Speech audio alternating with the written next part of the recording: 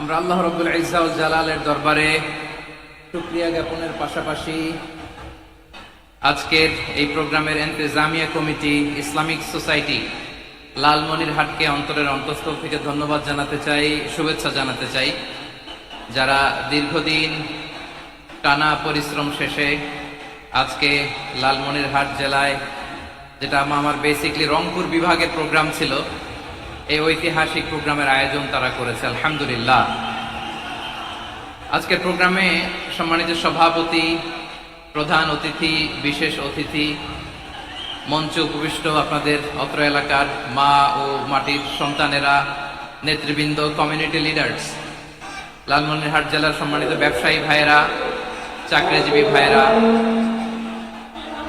ছাত্র ভাইয়েরা, ভলান্টিয়ার্স ভাইয়েরা এবং লালমনিরহাট জেলা স্টেডিয়ামে অবস্থানরত আমার মা এবং বোনেরা, আমি আপনাদের সবাইকে অন্তরের অন্তঃস্থল থেকে শুভেচ্ছা জানাতে চাই, ধন্যবাদ জানাতে চাই যে আপনারা এত চমৎকার একটি প্রোগ্রামের আয়োজন করেছেন। প্রিয় ভাইরা, আপনারা জানেন যে আমি প্রতি বিভাগে একবার করে সফর করছি। তো সেই সুবাদে রংপুর বিভাগের প্রোগ্রামটা আমি লালমনিরহাটে দিয়েছি এবং আমি আশ্বস্ত হয়েছিলাম যে লালমনিরহাটের প্রোগ্রাম খুবই গোছালো হবে, সুষ্ঠু হবে, শান্ত হবে। সেটার নমুনা আলামত আমি দেখতে পাচ্ছি, আলহামদুলিল্লাহ। সবাই খুবই সুশৃঙ্খল, লক্ষ লক্ষ তাওহীদি জনতা, পেছনে অনেকে জায়গা পায় নাই কিন্তু কোনো আওয়াজ নাই, সবাই দাঁড়িয়ে আছে। এলইডি স্ক্রিন আছে, আপনারা স্ক্রিনে দেখতে পাচ্ছেন, আলহামদুলিল্লাহ। আমি সবাইকে দেখতে পাচ্ছি, মাশাআল্লাহ মাশাআল্লাহ। শান্ত হয়ে আপনারা বসুন, অল্প কিছু সময় কথা বলার সুযোগ আমি পাবো। যেহেতু আমি হেলিকপ্টারে করে এসেছি, হেলিকপ্টারগুলোর আবার একটা পলিসি আছে, সানসেটের আগে, সূর্য ডোবার আগে তাদেরকে এয়ারপোর্টে আবার ল্যান্ড করতে হয়। তো এখানে 3:30টার মধ্যে আমাকে উঠে যেতে হবে। আমি যদি বারবার আপনাদেরকে থামাতে থাকি, শান্ত হতে বলি এবং এগুলোতেই যদি আমরা সময় নষ্ট করে ফেলি, তাহলে এই যে বিশাল মহাসমাবেশ, বিশাল আয়োজন, যেখানে 2-4টা আমি বার্তা দিতে চাই, এগুলো ব্যাহত হবে। লালমনিরহাটের ছেলেরা খুব ভদ্র, শান্তশিষ্ট। আসার পর থেকে আমাকে রিসিভ করা থেকে শুরু করে, স্টেজে আনা থেকে শুরু করে, এবং আলহামদুলিল্লাহ তরুণ জেনজি শ্রোতাদেরকে আমি দেখতে পাচ্ছি, তারা খুবই কোঅপারেটিভ। সহযোগিতা করার, কোঅপারেট করার, অ্যাসিস্ট করার মানসিকতা আমার ভাইদের আছে, আলহামদুলিল্লাহ আলহামদুলিল্লাহ। আমি চাইবো আমরা একটু নীরব, নিস্তব্ধ পরিবেশ তৈরি করার একটু চেষ্টা করব। প্রচন্ড রোদ, আপনাদের যেমন কষ্ট হচ্ছে আমারও কষ্ট হচ্ছে। ওনারা বলেছিল স্টেজকে সরাবে, উপরে পর্দা দিবে। আমি বললাম দরকার নাই, যেই পরিস্থিতিতে আছি আমরা বসি, শান্ত হইতে হবে। এখানে আমি শান্ত হইতে বলবো, ভলান্টিয়ার্সরা মাইক নিয়ে শান্ত হইতে বলবে, আমাদের সম্মানিত উপস্থাপক উনি শান্ত হইতে বলবে। এগুলোর অপেক্ষায় না থেকে নিজ দায়িত্বে আমরা সবাই শান্ত থাকি, যাতে লালমনিরহাটের এই প্রোগ্রাম একটা ইতিহাস হয়ে থাকে বাংলাদেশে, ঠিক কিনা বলেন? যখন আমি সময় দিব, শাউট করতে বলবো, নয়েজ করতে বলবো, তখন নয়েজ করতে হবে আওয়াজ করে।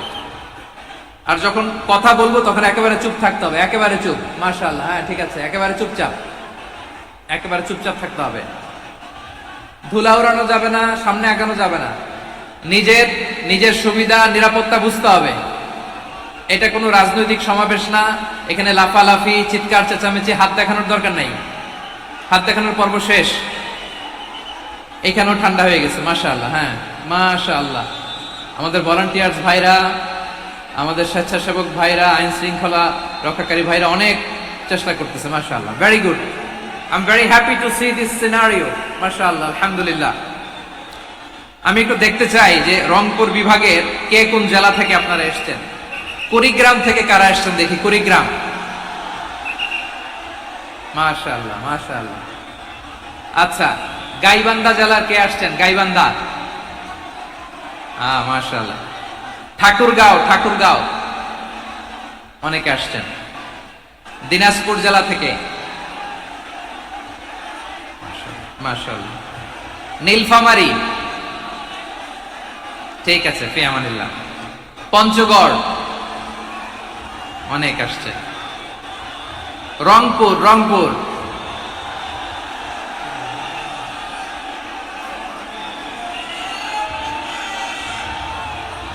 মাশাআল্লাহ, মাশাআল্লাহ, মাশাআল্লাহ। ঠিক আছে, লালমনিরহাটের কারা দেখি, লালমনিরহাট।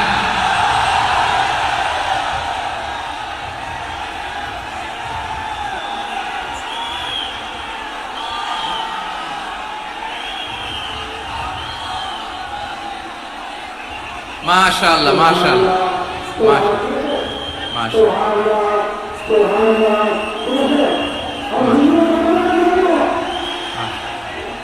ঠিক আছে, ঠিক আছে। আচ্ছা, এই রংপুর বিভাগের বাইরে থেকে অন্য জেলার কারা কারা আসছেন দেখি, তাও আছে অনেকে। মাশাআল্লাহ, ঠিক আছে, ঠিক আছে। আজকে প্রোগ্রামে উপস্থিত আছেন প্রধান অতিথি হিসেবে অধ্যক্ষ আসাদুল হাবিব দুলু ভাই, সাংগঠনিক সম্পাদক বিএনপি, জাতীয় নির্বাহী কমিটির সভাপতি, জেলা বিএনপি লালমনিরহাট। বিশেষ অতিথি হিসেবে আমাদের অনেক ভাইরা এসছেন, সবাইকে শুকরিয়া জানাই। সভাপতিত্ব করছেন জনাব আব্দুল হাকিম। আইন শৃঙ্খলা বাহিনী, প্রশাসন, ভলান্টিয়ার্স, শুনেছি আমি প্রায় 5,000 ভলান্টিয়ার্স আপনারা নিয়োগ দিয়েছেন। আলহামদুলিল্লাহ, আলহামদুলিল্লাহ। অনেক গোছালো প্রোগ্রাম।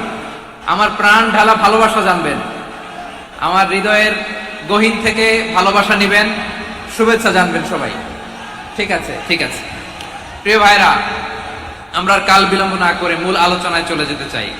আজকে যে টপিকের উপর আমি কথা বলবো, টপিকটা হচ্ছে peaceful coexistence and communal harmony, শান্তিপূর্ণ সহাবস্থান এবং সাম্প্রদায়িক সম্প্রীতি। আমাদের বাংলাদেশে সাম্প্রদায়িক সম্প্রীতি আছে না নাই? আবহমান কাল থেকে আমরা মুসলিম, হিন্দু, বৌদ্ধ, খ্রিস্টান, পাহাড়ি, নৃগোষ্ঠী মিলেমিশে একাকার, আমরা সবাই মিলে বাংলাদেশ। আওয়াজ করে বলেন ঠিক কিনা? আমাদের পারস্পরিক সম্প্রীতি, ভালোবাসা, সৌহার্দ্যপূর্ণ আচরণ, বোঝাপড়া, এটা বেশ মজবুত, বেশ মজবুত। তবে মাঝে মাঝে আমাদের এই সম্প্রীতির ভেতরে অনেকে ফাটল ধরাতে চায়। আমরা যে সুখে আছি, শান্তিতে আছি, এটা অনেকের ভালো লাগে না, ঠিক কিনা বলেন? আমাদের মধ্যে সাম্প্রদায়িক সম্প্রীতি, সৌহার্দ্যপূর্ণ আচরণ, ভালোবাসা, এটা আবহমান কাল ধরে আছে। তার প্রমাণ, আমরা তাফসিরুল মাহফিলের আয়োজন করলে আমাদের হিন্দু ভাইরা ডিস্টার্ব করে না, ঠিক কিনা? এবং আমি যদি বলি হাত তোলেন, হিন্দু ধর্মের কারা কারা এসেছেন, কত শত কত হাজার যে হাত উঠবে, আপনি অবাক হয়ে যাবেন। আমি চাচ্ছি না হাত উঠাতে। খুলনাতে সর্বশেষ যে আমি প্রোগ্রাম করে গেলাম, সেখানে কয়েকশো হিন্দু ভাই আসছে আমাদের আলোচনা শুনতে। আলহামদুলিল্লাহ। অনেক বৌদ্ধরা আসে, অনেক খ্রিস্টানরা আসে। এবার সফরেও অনেক হিন্দু ভাইরা আমার সাথে দেখা করেছে। তারা বলেছে, হুজুর আমরা আপনার আলোচনা শুনি। আলহামদুলিল্লাহ বলেন। So it's our responsibility to present our religion to our non-Muslim brothers and sisters. আমাদের অমুসলিম ভাই বোনদের কাছে ইসলামের সৌন্দর্য তুলে ধরা, এটা আমাদের দায়িত্ব। We all are the ambassador of Islam. আমরা প্রত্যেকে দায়িত্বশীল, আমরা প্রত্যেকে এক একজন ইসলামের অ্যাম্বাসেডর। আলহামদুলিল্লাহ বলেন। এজন্য এমন ভাবে দ্য বিউটি অফ ইসলাম, ইসলামের সৌন্দর্য আমাদেরকে ফুটিয়ে তুলতে হবে, যাতে করে নন মুসলিমরা শাহাদা পড়ে, কালিমা পড়ে মুসলমান হয়ে যায়। অনেক নন মুসলিম ভাই বোন আমাদের হাতে শাহাদা পড়ে, কালিমা পড়ে মুসলমান হয়েছে অনেক। সো আমরা যেন ইসলামের বিউটিটাকে তুলে ধরতে পারি, এবং এই যে সম্প্রীতি, এটাকে যেন আমরা অটুট রাখতে পারি। আদতে আদতে বাংলাদেশের ইতিহাস বলে আমাদের দেশে কোনো দাঙ্গা নাই, আছে? লালমনিরহাটের ভাইরা আওয়াজ করে বলেন, আমাদের দেশে হিন্দু মুসলিম দাঙ্গা আছে? আমরা ভাই ভাই, আওয়াজ করে বলুন তো, আমরা কি ভাই ভাই? কিন্তু কিছু দুষ্ট লোক আছে, তারা আমাদের সম্পর্কের মধ্যে ফাটল ধরাতে চায়, ঠিক কিনা বলেন? মাঝে মাঝে ঝগড়া লাগাতে চায়। দেখবেন পত্রপত্রিকায় দেখা যায় বিভিন্ন ধর্মীয় উপাসনালয়গুলোতে হামলা চালানো হয়। এগুলো রাজনৈতিক উদ্দেশ্য প্রণোদিত, এগুলোর সাথে ইসলামের কোনো সম্পর্ক নাই। এজন্য এই দুর্বৃত্তদের ব্যাপারে আমাদের সাবধান থাকতে হবে। আমরা সবসময় যেমনি ঐক্যবদ্ধ, ইউনাইটেড, আমরা যদি এরকম ইউনাইটেড থাকি, এই সমস্ত দুর্বৃত্তদের কালো হাত ভেঙে দিতে আমাদের 1 ঘন্টাও লাগবে না। চিল্লায় বলো ঠিক কিনা? আমরা সংঘবদ্ধ থাকবো। এই যে আমাদের পিসফুল কোএক্সিস্টেন্স, শান্তিপূর্ণ সহাবস্থান। হিন্দুরা পূজা করে, যেদিন হিন্দুদের পূজা অনুষ্ঠান, আমরা ওই দিন তাফসির মাহফিল করি না, ঠিক কিনা বলেন? যেদিন আমাদের তাফসিরুল কোরআনের প্রোগ্রাম, ওই দিন আমাদের হিন্দু ভাইরা ডিস্টার্ব করে না। সুবহানাল্লাহ। হিন্দুদের পূজা অনুষ্ঠানে মাদ্রাসার ছাত্র যে পাহারা দেয়, গোটা বিশ্বে এরকম দৃষ্টান্ত নজির বিরল, ঠিক কিনা বলেন? আইন শৃঙ্খলা বাহিনীর পাশাপাশি মাদ্রাসার ছাত্ররা যে সেখানে পাহারা দেয়, গোটা পৃথিবীতে এই দৃষ্টান্ত আপনি পাবেন। মাদ্রাসার ছাত্ররা, তারা তো কোরআনের ধারক, তারা হাদিসের ধারক, তারা কেন মন্দির পাহারা দিবে?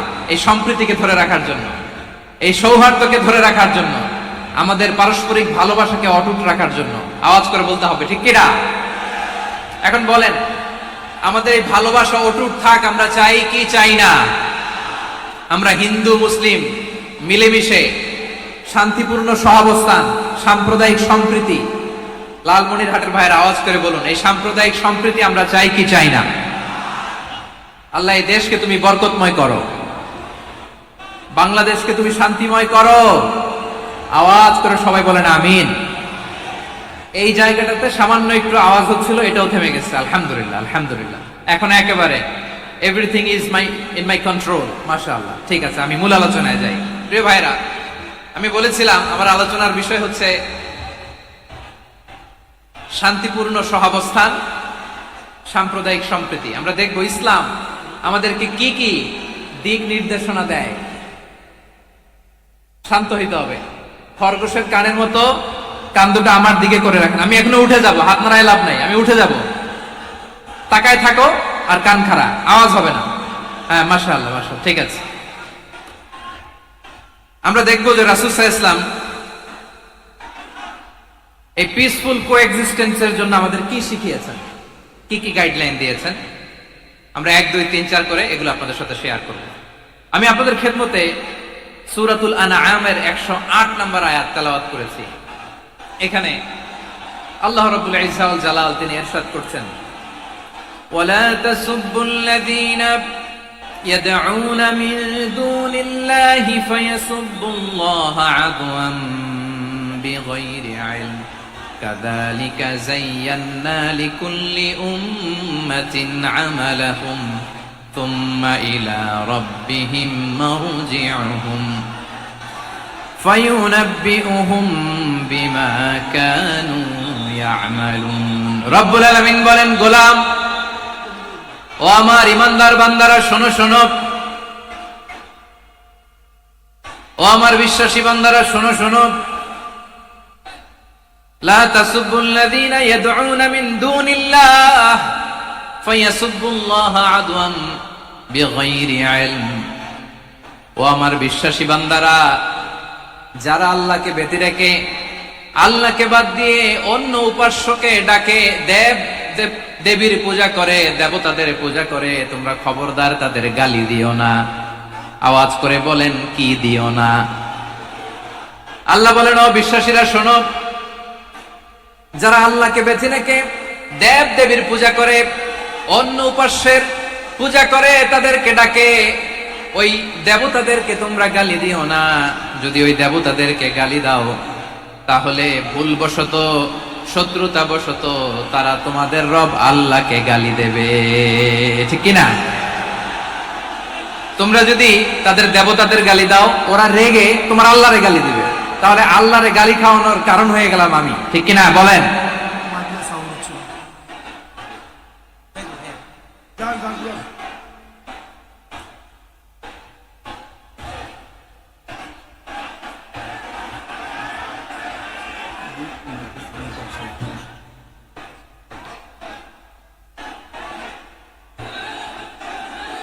সম্মানিত ভাইয়েরা, এত বিশাল প্রোগ্রাম, মাইকের একটা সেটআপ থাকে, তারগুলো অনেক সময় নড়ে যায়, ধাক্কা ধাক্কিতে ডিসপ্লেস হয়, একটু ঝামেলা হবে।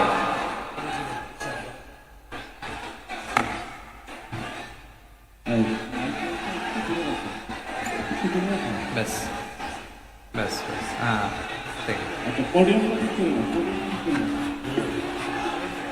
ঠিক আছে।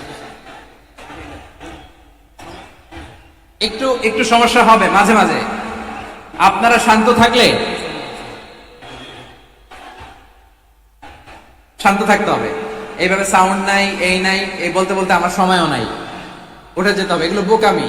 এই বিভাগীয় প্রোগ্রামগুলোতে যাই, চিৎকার চেঁচামেচি করে তোমরা আসো, সময় শেষ আমাকে উঠে যেতে হয়। আমরা তো বঞ্চিত হলাম, গুরুত্বপূর্ণ অনেক কথা শোনাবো তোমাদের, অনেক। প্রিয় ভাইরা, আপনারা শান্ত হয়ে বসুন, শান্ত হয়ে। রব্বুল আলামিন বলেন, খবরদার বিশ্বাসীরা, আল্লাহ ছাড়া যারা অন্যান্য উপাস্যদেরকে ডাকে, দেবতাদেরকে ডাকে, তাদেরকে তোমরা গালি দিও না। ওই সমস্ত দেবতাদেরকে যদি তোমরা গালি দাও তাহলে তারা আল্লাহকে গালি দিবে, ঠিক কিনা বলে? আমরা দেবতাদের গালি দিলে ওরা আল্লাহকে গালি দিবে। রব্বুল আলামিন বলেন, খবরদার দেবতাদেরকে গালি দিও না, তাহলে ওরা তোমার রব আল্লাহরে গালি দেবে। প্রতিটি জাতির জন্য তাদের কাজকে আমি আল্লাহ সুশোভিত করে রেখেছি, তারা সবাই একদিন আমার কাছেই ফিরে আসবে। এরপর আমি রব্বুল আলামিন তাদের আমলনামা তাদেরকে জানিয়ে দেব। সুবহানাল্লাহ পড়ে। প্রিয় ভাইরা, আল্লাহ তাআলা বলেছেন খবরদার গালি দিও না। আদেশটা কার? আওয়াজ করে বলেন তো। হিন্দুদের দেবতা দেবদেবীদেরকে গালি দেওয়া যাবে না। আওয়াজ করে বলুন প্রিয় ভাইরা, এই আদেশটা কার? এই আপনাদের গলার আওয়াজ। অন্য ধর্মের দেবতাদেরকে যে গালি দেওয়া যাবে না, এই আদেশটা কার? আরো জোরে বলুন, কার? গালি দিবেন কোন দেবতাকে? দিবেন? যদি দেন তাহলে ওরা আল্লাহরে গালি দিবে। তাহলে আল্লাহরে গালি খাওয়াইলো কে? আপনি, ঠিক কিনা বলেন? আমি আল্লাহকে গালি খাওয়ানোর কারণ হলাম, কারণ আমি যদি গালি না দিতাম ওরা আমার রবকে গালি দিত না। আওয়াজ করে বলেন ঠিক কিনা? তাহলে প্রিয় ভাইয়েরা, ইসলাম আমাদেরকে শিখায়, সূরাতুল আনআমের 108 নম্বর আয়াত থেকে আমরা বুঝলাম কোন ধর্মকে ছোট করা যাবে না। অন্য ধর্মকে ছোট করা মানে ইসলামকে ছোট করা। অন্য ধর্মের দেবতাকে গালি দেওয়া মানে আল্লাহকে গালি খাওয়ানো। আওয়াজ করে বলেন ঠিক কিনা? খবরদার, এটা করা যাবে না। আর অন্য ধর্মের দেবতাকে যদি আপনি গালি দেন, ওরা ইসলাম থেকে দূরে সরে যাবে। যাও ইসলামের প্রতি আকৃষ্ট হয়েছিল আর কোনোদিন ইসলামের ধারে কাছে আসবে না। আওয়াজ করে বলেন ঠিক কিনা? এজন্য কখনো কোনোদিন অন্য ধর্মের দেবতাদেরকে গালি দেয়া যাবে না। অন্য ধর্মের কোন দেবতাদেরকে আমরা গালি দিব না, গালি দিব না, বরং ইসলামের beauty, the beauty of Islam, ইসলামের সৌন্দর্যকে আমরা তুলে ধরব। আমরা যদি বিশ্বনবী সাল্লাল্লাহু আলাইহি ওয়াসাল্লামের জীবনের দিকে তাকাই, তাহলে আমি দেখব বিষ্ণু ইসলাম মক্কাতে কিংবা মদিনাতে অন্য ধর্মের লোকদের সাথে খুব পিসফুলি লাইফ লিড করেছেন। হোক মুশরিক, হোক খ্রিস্টান, হোক ইহুদি, বিশ্বনবী সবার সাথে মিলেমিশে ছিলেন। আলহামদুলিল্লাহ বলেন। ইসলাম হচ্ছে পিসফুল রিলিজিয়ন। অন্য ধর্মের প্রতি সহনশীলতার সবক ইসলাম আমাদেরকে দেয়। কিন্তু প্রতিটি মুসলিমের এটা মনে রাখতে হবে, আল্লাহর কাছে পছন্দনীয় গ্রহণযোগ্য ধর্ম, জীবন আদর্শ একটি, সেটা হচ্ছে ইসলাম। আওয়াজ করে বলেন সেটা কি? লালমনিরহাটের ভাইয়েরা আওয়াজ করে বলুন, আল্লাহর কাছে মনোনীত ধর্ম একটি, সেটা কি? এজন্য রব্বুল আলামিন বলেন, ইন্নাদ-দীনা ইনদাল্লাহিল ইসলাম, আল্লাহর কাছে মনোনীত গ্রহণযোগ্য অ্যাকসেপ্টেড ধর্ম মতাদর্শ একটা, সেটা হলো ইসলাম। ইসলাম ছাড়া অন্য কোন ধর্ম যদি কেউ তালাশ করে, তার ওই ধর্ম আল্লাহ গ্রহণ করবে না। ওমাইয়াবতাগি গায়রাল ইসলামি দীনান ফালাই ইউকবালা মিন ওয়া হুয়া ফিল আখিরাতি মিনাল খাসিরিন।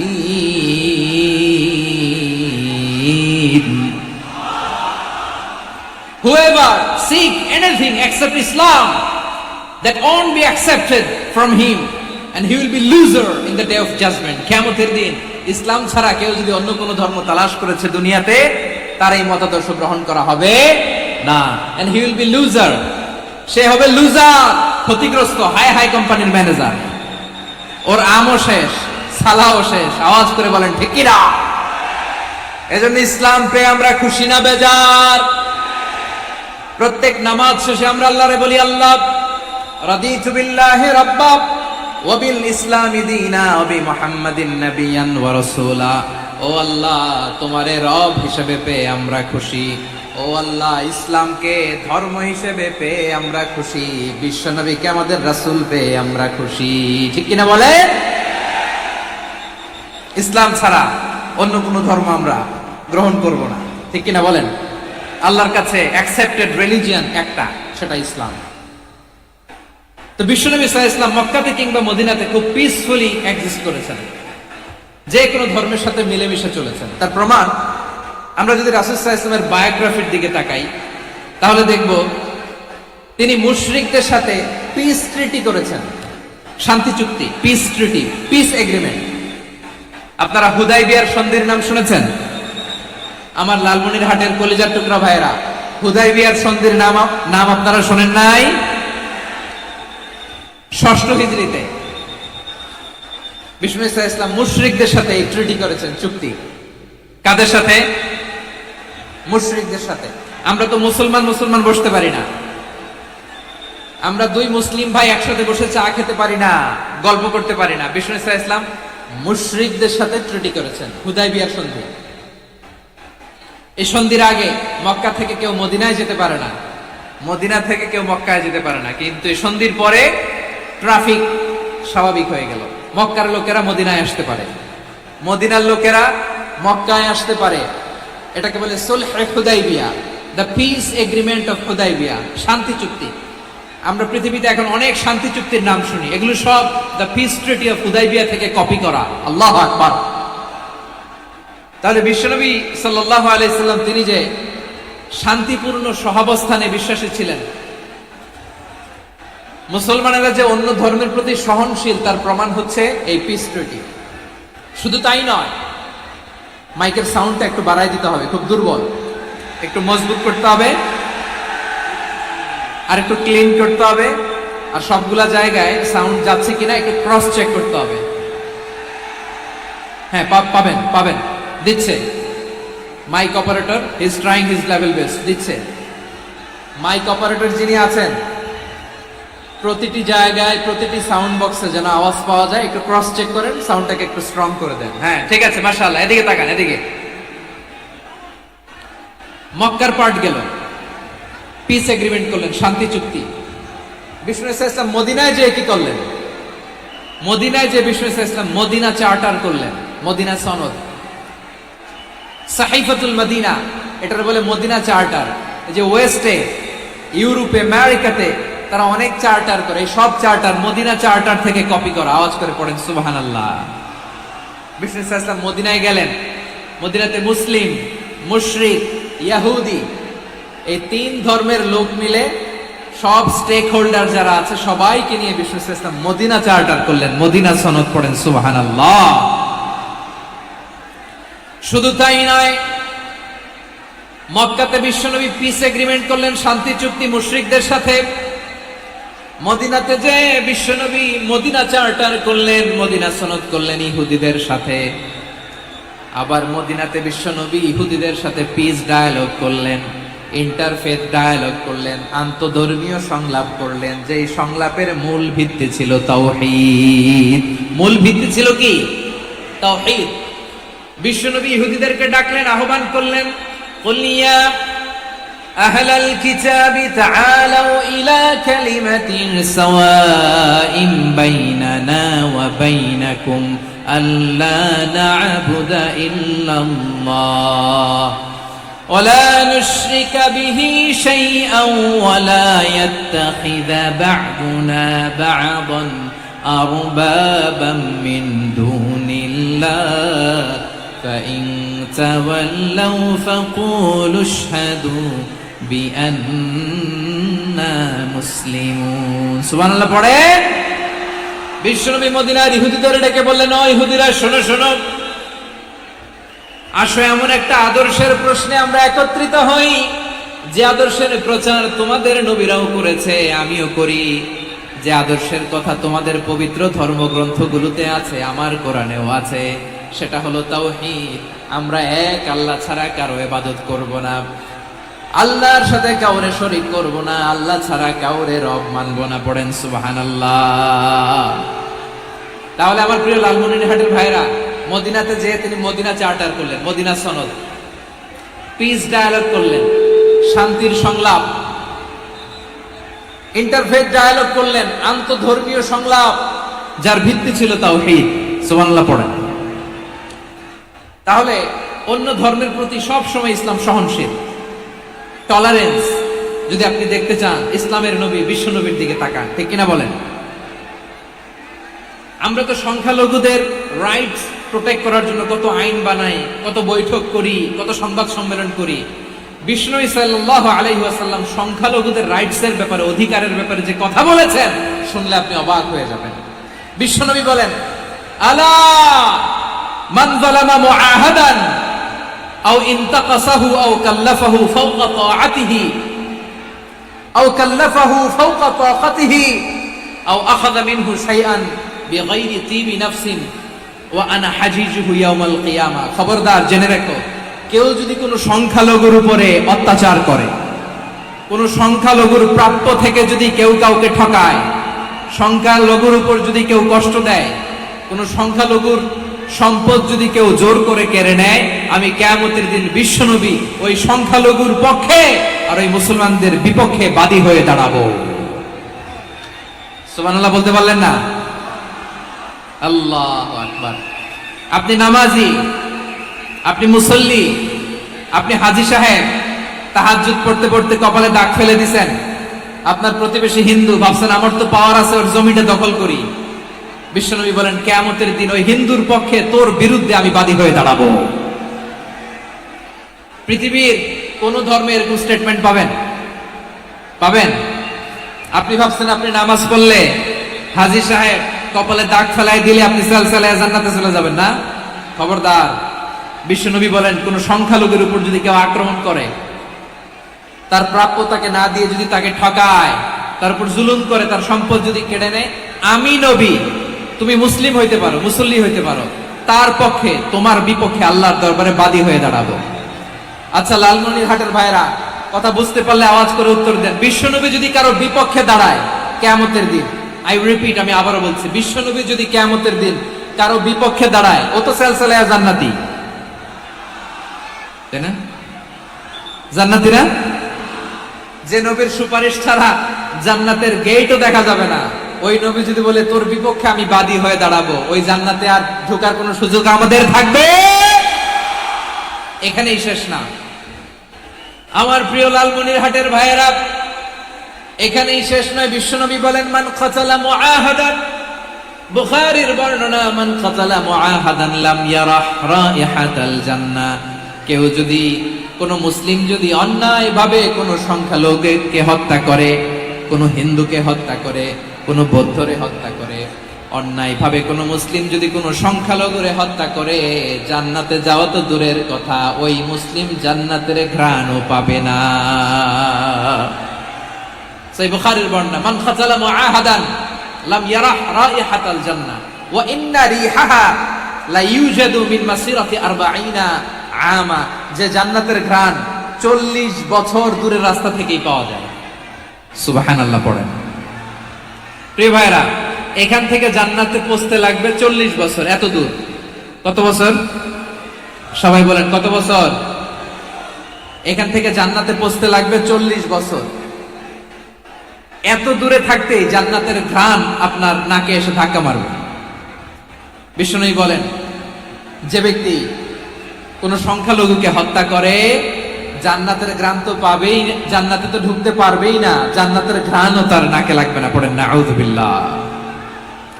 তাহলে সংখ্যালঘুদের ব্যাপারে ইসলামে অধিকার দেয়া আছে না নাই? লালমনিরহাটের ভাইয়ের আওয়াজ করে বলেন, আমার সংখ্যালঘু হিন্দু ভাইদের রাইটস, অধিকার আমাদের ইসলামে প্রোটেক্টেড আছে না নাই? এখানেই শেষ না। বিষ্ণু ইসলাম আপনার অমুসলিম প্রতিবেশীর সাথে ভালো আচরণ করতে বলেছে।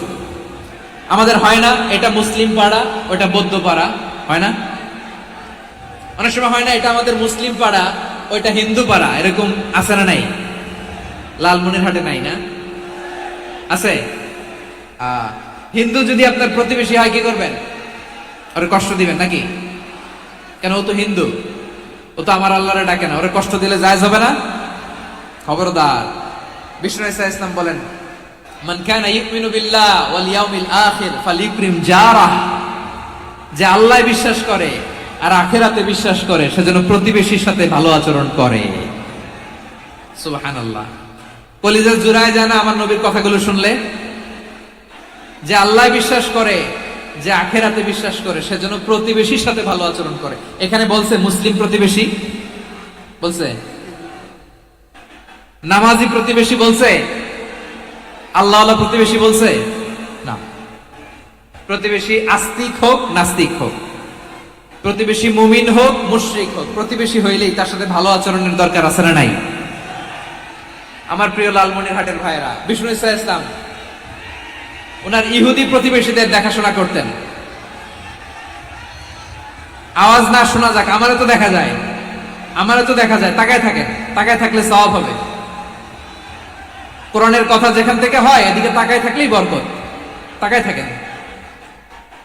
জি জি, মাইক, আমি তার মাইক ঠিক করতে আসি না এদিকে, এই মাইক ঠিক করব ওই মাইক ঠিক করব, ওদিকে পাইলট বলবে হুজুর চলে আসেন। জি বসুন বসুন, মাশাআল্লাহ, হ্যাঁ খুব শান্ত, ঠিক আছে। পুলিশ ভাইরা না খেয়ে দিনরাত আপনারা যাতে সুশৃঙ্খল একটা প্রোগ্রাম উপহার পান এটাই চেষ্টা করতেছে, আপনাদেরকে কষ্ট দিতে আসে নাই, একটু একটু সহযোগিতা করেন। জি মাশাআল্লাহ, হ্যাঁ ঠিক আছে। আমার প্রিয় ভাইরা, প্রতিবেশী আস্তিক হোক নাস্তিক হোক, মুসলিম হোক হিন্দু হোক, তার সাথে ভালো আচরণ করতে হবে। বিষ্ণু ইসা ইসলাম ওনার ইহুদি প্রতিবেশীর বাসায় যেতেন। কোন প্রতিবেশী? ইহুদি। আওয়াজ করে বলেন, কোন প্রতিবেশী? ইহুদি। এক ইহুদি কিশোর বিষ্ণু ইসা ইসলামের খেদমত করতে, ইহুদি ছেলে আমার নবীর খেদমত করতো, তারা ছিল নবীর প্রতিবেশী। তো অনেকদিন হয় ইহুদি ছেলেটা আসে না। বিশ্বনবী খোঁজ দিলেন, ঘটনা কি? একটা ইহুদি ছেলে না আমার খেদমতে আসতো, ছেলেটা কই? খোঁজ নিয়ে জানলেন ছেলেটা অসুস্থ। বিষ্ণু ইসা ইসলাম ওই ইহুদির বাড়িতে চলে গেলেন ওই ছেলেটাকে দেখা করার জন্য, ভিজিট করার জন্য। সুবহানাল্লাহ পড়বেন না? গেলেন, যে দেখে ইহুদি ছেলেটা মুমূর্ষ, জান জান যায় যায় ভাব, বিছানায় পড়ে আছে, তার বাবা দাঁড়ানো। বিশ্বনবী তার মাথার পাশে বসলেন, মাথায় হাত বুলিয়ে দিলেন, আর ছেলেটাকে বললেন আসলিম, হে ইহুদি ছেলে আসলিম, ইসলাম ধর্ম গ্রহণ করো। তো ছোট্ট ছেলে ভাবে আমরা ইহুদি, এখন ইসলাম ধর্ম গ্রহণ করলে আব্বা যদি বকা দেয়, ফানাযারা ইলা ওয়াজহি আবি, ছেলেটা তার বাবার চেহারার দিকে তাকালো, দেখে আব্বা কি কয়। আব্বা যদি বলে তাইলে ইসলাম ধর্ম গ্রহণ করব। ইহুদি ছেলেটা তার বাবার দিকে যখন তাকালো, ওর বাবা বলে আতি আবুল কাসিম, আবুল কাসিম যা বলে তাই করো। আবুল কাসিম হচ্ছে বিষ্ণু ইসা ইসলামের একটা কুনিয়াত, উপনাম। আমার রাসূলের বড় ছেলের নাম ছিল কাসেম। যেমন দেখবেন আমাদের এলাকায় কারো ছেলের বড় ছেলের নাম যদি হয় আব্দুল্লাহ, এরা আব্দুল্লাহর বাপ বলে ডাকে।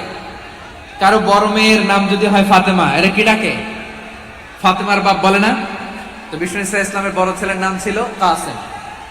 ইহুদি বাবা বলল আতি আবুল কাসেম, আবুল কাসেম যা বলে তাই শোনো, মানে মোহাম্মদ যা বলে তাই শোনো। এই কথা শুনে ছেলে সাহস পাইছে, ছেলে আবার পড়তে আরম্ভ করলো আশহাদু আল্লাহ ইলাহা ইল্লাল্লাহ ওয়া আশহাদু আন্না মুহাম্মাদার রাসূলুল্লাহ, পড়েন আল্লাহু আকবার। বিশ্বনবীর আহ্বান শুনে ওই আহ্বানে সাড়া দিয়ে ইহুদি ছেলে শাহাদা পড়ে মুসলমান হয়ে গেল। তার হৃদয়টারে ঈমানের নূর দিয়ে আলোকিত করে দিল কে? প্রিয় ভাইরা, এবার রাসূল সাল্লাল্লাহু আলাইহি ওয়াসাল্লাম বের হয়ে আসলেন ঘর থেকে, আর বললেন আলহামদুলিল্লাহিল্লাযী আনকাযাহু মিনান নার, প্রশংসা সে আল্লাহর যে আল্লাহ জাহান্নামে চলে যাচ্ছিল প্রায় এমন একটা লোককে মুহূর্তের মধ্যে কালেমায়ে শাহাদাতের বদৌলতে জান্নাতি বানায় দিলেন। আওয়াজ করে পড়েন সুবহানাল্লাহ। এই হাদিস থেকে আমরা কি শিখলাম? What is the moral of the story? এক নাম্বার স্টোরি হলো, প্রতিবেশী ইহুদি হোক হিন্দু হোক, যাবেন, সুসম্পর্ক রাখবেন, উপহার দিবেন, বিপদে পাশে দাঁড়াবেন, তাইলেই তো আপনাদের প্রতি, মুসলমানদের প্রতি তারা আকৃষ্ট হবে, ঠিক কিনা বলেন? আপনি যদি হিন্দুদের সাথে বৌদ্ধদের সাথে নাই মিশেন, নাস্তিকের কাছে নাই যান, তো ইসলামের সৌন্দর্যটা ওরা বুঝবে কেমনে? আমার অনেক হিন্দু পরিচিত ভাই আছে, ওরা আমাদের ইফতারের প্রোগ্রামে এসে একসাথে ইফতারি করে। অনেক মদখোর আমার সাথে বসে একসাথে ডিনার করে, হাফ প্যান্ট পরা, গলায় স্বর্ণের চেইন, হাতে স্বর্ণের ব্রেসলেট, আইসা আমার সাথে ডিনার করছে, আছে এরকম। গাঁজাখোর, আমি বলি আসো, welcome welcome to my dinner, আসো বসো। বসলেই তো আমি ওর ডিএনএ, চিন্তার ডিএনএ চেঞ্জ করে দেওয়ার সুযোগ পাবো, চিল্লায় বলো ঠিক কি না? আসতে হবে আমার কাছে। Our door is open, the door of Islam is open 24/7। সব সময় আমাদের ইসলামের দরজা আমার অমুসলিম ভাইদের জন্য খোলা আছে না নেই? এই হাদিস থেকে দুইটা শিক্ষা। এক নম্বর শিক্ষা, প্রতিবেশী মুসলিম হোক অমুসলিম হোক, যান, অসুস্থ হইলে একটু আপেল নিয়ে যান, আঙ্গুর নিয়ে যান, কমলা নিয়ে যান, তাদের সাথে ভালো আচরণ করেন। ইসলামের বিউটি দেখে, সৌন্দর্য দেখে অবাক হবে, নসিব ভালো হলে কোনোদিন কালিমা পড়ে মুসলমান হয়ে যাবে। ঠিক কিনা বলেন?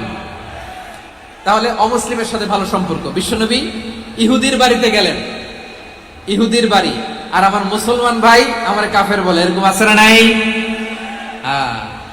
মুসলিমরা দেখতে পারে না, সহ্য করতে পারে। বিশ্বনবী সাল্লাল্লাহু আলাইহি ওয়াসাল্লাম ইহুদির বাড়িতে গেলেন, এটা একটা শিক্ষা। আরেকটা শিক্ষা হলো, ভাইরা ধাক্কা মেরে এসে সামনে এসে কি লাভ? প্রোগ্রাম তো শেষ হচ্ছে, এখনই শেষ হচ্ছে। তো এই যে আমাদের বকশি ভাই ওয়াদা নিল, হাত তোলালো, মিম বলে এত কথা বললো, তো আমি জেলায় জেলায় যে খালি হাত নাড়াই তোমাদের জন্য নাকি? হ্যাঁ, হাত নাড়াই শুধু।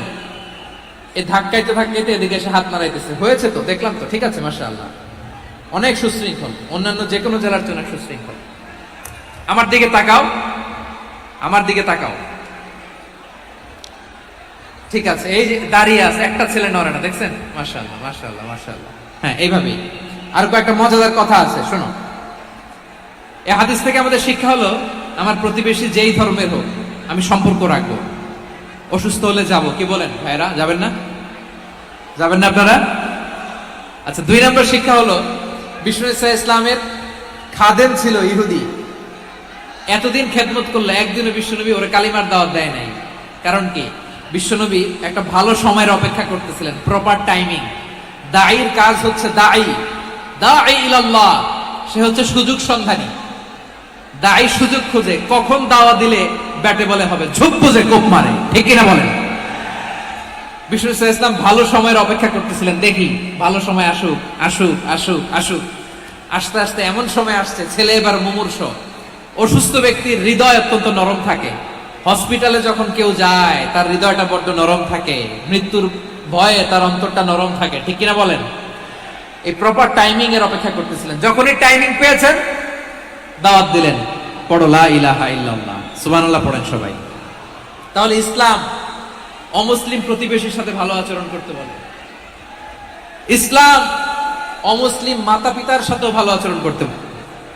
মাতা পিতা যদি অমুসলিম হয়, তারা ফেলে দিতে পারবেন? পারবেন? আমার লালমনিরহাটের ভাইরা, অনেক হিন্দু ছেলে আমাদের হাতে শাহাদা পড়ে মুসলিম হয়, কিন্তু ওর মা মুসলমান হয় নাই, বাবাও হয় নাই। এরকম আছে না নাই?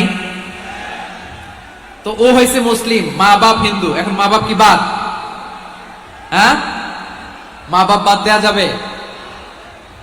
যেই মা আপনারে 9 মাস 8 মাস পেটে ধারণ করলো, আপনার মায়ের নার ছেঁড়া ধন, আপনি ওই মারে বাদ দিতে পারবেন? যে মায়ের বুকের তাজা দুধ খেয়ে আপনি আজকে বাড়ন্ত তাজা তরতাজা, ওই মারে বাদ দেয়া যাবে? মায়ের এক ধারে দুধের দাম, কাটিয়া গায়ের চাম, পাপুষ বানাইলে ঋণের শোধ হবে না। এমন দরদি ভাবে কেউ হবে না আমার মাহা গো। মায়ের এক ধারে দুধের দাম, কাটিয়া গায়ের চাম, পাপুষ বানাইলে ঋণের শোধ হবে না। এমন দরদি ভাবে কেউ হবে না আমার মাহা গো, ঠিক কিনা? মাকে তো বাদ দেওয়া যায় না। وَقَضَى رَبُّكَ أَلَّا تَعْبُدُوا إِلَّا إِيَّاهُ وَبِالْوَالِدَيْنِ إِحْسَانًا। আল্লাহ বলে, অবধারিত 2টা ভার্ডিক্ট তোমাদের জন্য, এক আল্লাহর ইবাদত করবা আর মা বাবার প্রতি ইহসান করবা। আদেশটা কার? মা বাবার প্রতি ইহসান করতে হবে। আমার মা হিন্দু হোক, ভালো আচরণ করতে হবে, বৌদ্ধ হোক, ভালো আচরণ করতে হবে। আমার যে সমস্ত হিন্দু ভাইয়েরা মুসলিম হয়েছে, তোমাদের মা বাবা এখনো মুসলমান হয় নাই, তাদের সাথে ভালো আচরণ করতে হবে। আপনাদের খেদমত নিজে করতে হবে, অথবা খেদমতের ব্যবস্থা করাই দিতে হবে। মান্থলি যে খরচ লাগে এটা দিতে হবে। আরে তুমি এখন মুসলিম, তোমার মা বাবা হিন্দু, এখনই তো সুযোগ ইসলামের সৌন্দর্য দেখানো। এখন মা বাবা যদি দেখে, আরে এটা হিন্দু থাকতে তো বদমাইশ ছিল, বেয়াদব ছিল, কি এমন ধর্ম সে গ্রহণ করলো যেটা গ্রহণের সাথে সাথে সে পাল্টে গেল? কি এমন ধর্ম সে গ্রহণ করেছে যেটা তার জীবনকে আলোকিত করে দিয়েছে? নসিব ভালো হলে তারাও কালিমা পড়ে মুসলমান হয়ে যাবে। বিষ্ণু ইসলামের স্ত্রীর নাম ছিল আয়েশা রাদিয়াল্লাহু তাআলা আনহা, আবু বকর রাদিয়াল্লাহু তাআলা আনহুর মেয়ে। আবু বকর রাদিয়াল্লাহু তাআলা আনহুর আরেক মেয়ের নাম হচ্ছে আসমা। কি নাম? দুজনই আবু বকর রাদিয়াল্লাহু তাআলা আনহুর মেয়ে, আসমা আর আয়েশা। নাম দুটো কেমন লাগে? আসমা নামটা কেমন লাগে? আয়েশা নামটা কেমন লাগে? সবার ভালো লাগে নাই? নাম দুটো আপনাদের ভালো লাগে? লালমনিরহাটে অনাগত যদি কন্যা সন্তান হয়, যদি মনে চায় আসমা রেখে দিতে পারবে, যদি মনে চায় আয়েশা রেখে দিয়ে। দেশে বিদেশে এয়ারপোর্টে রাস্তা ঘাটে শুধু বলে হুজুর একটা নাম দেন, আমার ছেলের একটা নাম দেন, মেয়ের একটা নাম দেন। তো আমার মনে আছে যশোরের আবদিনের মাহফিলে আমি একটা দুটা নাম দিয়েছিলাম। আজকে লালমনিরহাটের এই প্রোগ্রামে কন্যা সন্তান যদি হয় দুটা নাম দিলাম, আসমা কিংবা আয়েশা। ইনশাআল্লাহ পড়েন। দুজন বোন, এক মায়ের না, বাবা এক মা দুইজন। আয়েশা রাদিয়াল্লাহু তাআলা আনহার মায়ের নাম উম্মে রুমান, আর আসমা রাদিয়াল্লাহু তাআলা আনহার মায়ের নাম কুতাইলা বিনতে আব্দুল উজ্জা। আবু বকর রাদিয়াল্লাহু তাআলা আনহু 4টা বিয়ে করেছিলেন। তো একই ঘটনা ঘটেছে এই ফ্যামিলিতে। আসমা ইসলাম ধর্ম গ্রহণ করে মুসলিমা, কিন্তু তার মা কুতাইলা মুশরিকা। আই রিপিট, বোঝার জন্য আমি আবারও বলি, আসমা রাদিয়াল্লাহু তাআলা আনহা মুসলিমা, আর আসমার মা কুতাইলা। আওয়াজ করে বুঝে থাকলে বলেন, আসমার মা মুশরিকা। তার মানে মেয়ে মুসলিম, মা অমুসলিম। ভেজাল আছে না নাই? কিন্তু কুতাইলা আর ধৈর্য ধারণ করতে পারে না। নার ছেড়া ধন, কলিজার টুকরা ধন, কলিজার টুকরা সন্তান আসমারে দেখতে বড্ড মন চায়। সাইয়েদনা আসমা রাদিয়াল্লাহু তাআলা আনহা মক্কা থেকে হিজরত করে মদিনায় চলে গেলেন। হুদাইবিয়ার পর যখন মক্কা মদিনার ট্রাফিক স্বাভাবিক হলো, মক্কার লোক মদিনায় যায়, মদিনার লোক মক্কায় আসে। কুতাইলা কলিজার টুকরা সন্তান আসমারে দেখার জন্য কিছু উপহার নিয়ে বিশাল মরু পথ পাড়ি দিয়ে মক্কা থেকে মদিনায় যায়। সুবহানাল্লাহ বলেন। এখন মা আসছে মেয়ের সাথে দেখা করতে, মেয়ে তো আর দেখা দেয় না। মেয়ে ভাবছে আমার মা তো মুশরিকা, অপবিত্রা, তার সাথে কি দেখা দেয়া যাবে? বিশ্ব নবীর দরবারে চলে গেলেন। সুবহানাল্লাহ বলেন। কি সৌভাগ্যবান ছিল তারা, মাসলা জানার দরকার হলেই নবীর দরবারে চলে যেত। ঘরে বউয়ের সাথে ঝগড়া হলে নবীর দরবারে চলে যেত। অনেক সাহাবী বলে আমার পেটে ক্ষুধা লাগলো আমি নবীর কাছে চলে যেতাম, কারণ নবীর চেহারার দিকে তাকালেই আমার পেটের ক্ষুধা মিটে যেত। সাইয়েদনা আসমা রাদিয়াল্লাহু তাআলা আনহা বিশ্ব নবীর কাছে চলে গেলেন, যে বললেন ইয়া রাসূলুল্লাহ ইয়া হাবিবাল্লাহ ইন্না উম্মি কাদিমাতুন ইলাইয়া ওয়া হিয়া রাগিবা। আমার মা মক্কা থেকে অনেক দূর মরুর পথ পাড়ি দিয়ে উপহার সামগ্রী নিয়ে মদিনায় আমার সাথে দেখা করতে এসেছে গো নবী। আমার জানতে বড্ড ইচ্ছে হয় আমি আমার মুশরিকা মায়ের সাথে একটু দেখা করতে পারবো কিনা। আফা আসিলুহা, আগে যেমনি আমি আমার মায়ের সাথে ভালো আচরণ করতাম, যেমনি আমি আমার মায়ের সাথে সদাচরণ করতাম গো নবী, এখন আমি মুসলিমা মা মুশরিকা, এখনো কি আগের মতো সদাচরণ করতে পারবো নাকি? বিশ্বনবী বললেন নাম সিলিহা, হ্যাঁ রে আসমা, অবশ্যই অবশ্যই, আগে ঠিক যেমন তুমি তোমার মায়ের সাথে ভালো আচরণ করতে, এখনো তেমনি আগের মতো ভালো আচরণ করবা। আওয়াজ করে পড়েন সুবহানাল্লাহ। কি ইসলাম আমরা পেয়েছি! কত ব্রড মাইন্ডেড আমাদের ইসলাম, কত ওপেন মাইন্ডেড ইসলাম, কত ওপেন আপ করতে পারে, চিন্তা করতে পারেন।